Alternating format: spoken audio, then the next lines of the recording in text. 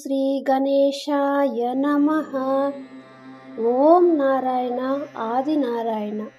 భగవాన్ శ్రీ శ్రీ శ్రీ వెంకయ్య స్వామి వారికి నా హృదయపూర్వక నమస్కారములు. శ్రీవారి పాదరేణువు మాకాని వెంకట్రావు గారికి జయము జయము. భగవద్భక్తులందరికీ నా నమస్కారములు. పారాయణ గ్రంథం గురుదేవులు భగవాన్ శ్రీ శ్రీ శ్రీ వెంకయ్య స్వామి వారి గీతామృతము. రచన సేకరణ శ్రీవారి పాదరేణువు మాకాని వెంకట్రావు గారు. గాత్రం నందిమండలం కుసుమ. సమర్పణ మండవ రవికాంత్. ఈరోజు మనం గీతామృతంలోని 3వ భాగంలో ఉన్న గీతావాక్యములు 113 నుండి 116 వరకు చెప్పుకుందాం. 113. దుర్యోధన దుష్టన మంత్రము ఏమి చెప్పినారు అంటే కలరము మేనరము చెప్పినారు స్వామి. ఏమీ లేదు.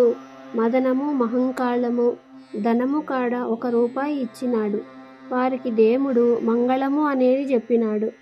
భగవంతుని పూజ చేసుకునే వెంకయ్య వచ్చినాడు. మీరు దేవుని పూజ చేసుకొని దేవుని మరిచిపోక దేవుని పూజ చేయుడు.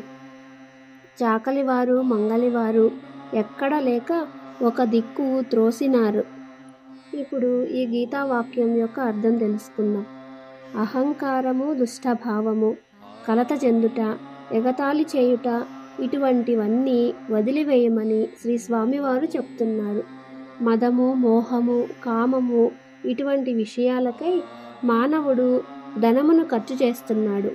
అట్టి వారికి దేవుని అనుగ్రహం పొందుట సులభం కాదని శ్రీ స్వామివారు చెప్తున్నారు.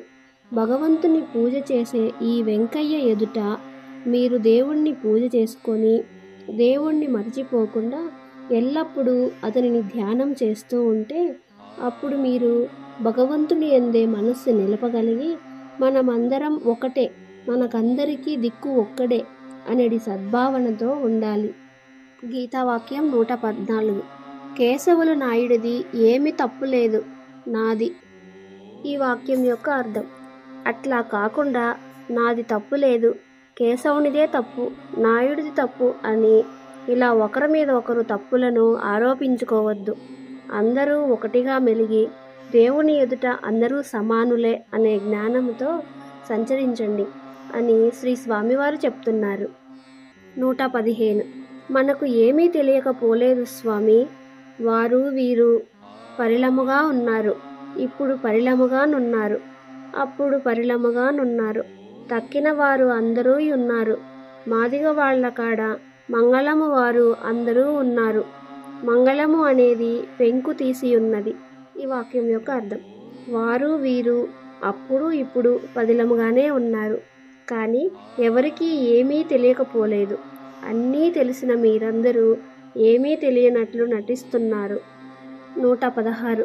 గార్లపాడు కాడ 4 రూపాయలు దీపము తట్టు పెరిగినది.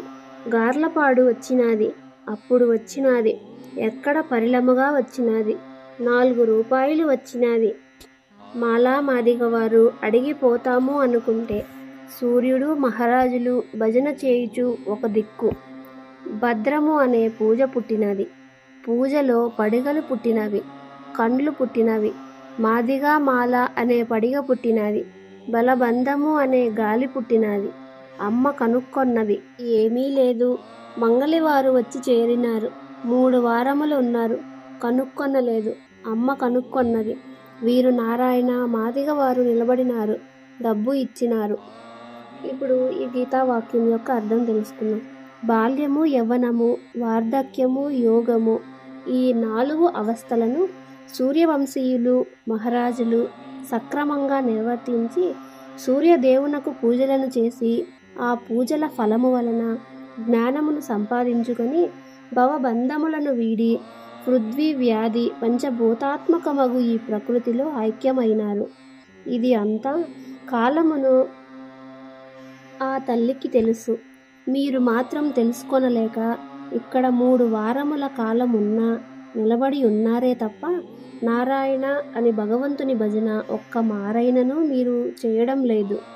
ఇంతటితో ఈ గీతావాక్యముల యొక్క అర్థం పూర్తయింది. తరువాయి భాగంలో మనం గీతావాక్యములు 117 నుండి 119 వరకు చెప్పుకుందాం. ఓం నారాయణ ఆది నారాయణ. శ్రీవారి పాదరేణువు మాకాని వెంకట్రావు గారికి జయము జయము. రాజాదిరాజ యోగిరాజ పరబ్రహ్మ శ్రీ సచ్చిదానంద సద్గురు శ్రీ వెంకయ్య స్వామి మహారాజుకి జై.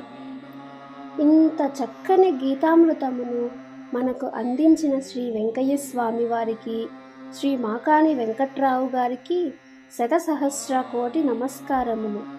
ఈ గీతామృతమును మనమందరం పారాయణ చేసి బ్రహ్మజ్ఞానమును పొందుదాం. సర్వే జనా సుఖినో భవంతు.